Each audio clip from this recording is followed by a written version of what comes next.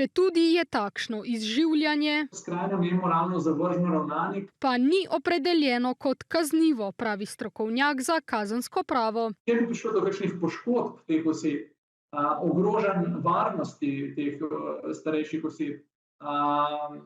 Potem bi lahko govorili o kaznivih dejanjih, če gre pa samo za neko tako res podlo zasmehovanje, pa žal ne. To ni primerna oseba za delo z starejšo populacijo. Je jasen direktor radoveljskega DSO.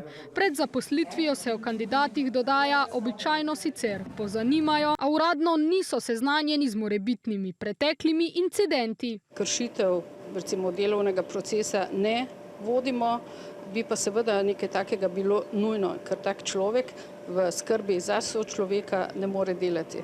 In na to tudi opozarjamo, da ne more vsakdo delati v socialnem in pa zdravstvenem varstvu. A so, dodaja predsednica zbornice zdravstvene in babiške nege, zaradi pomankanja kadra pogosto primorani sprejemati kompromise tam, kjer jih ne bi smeli.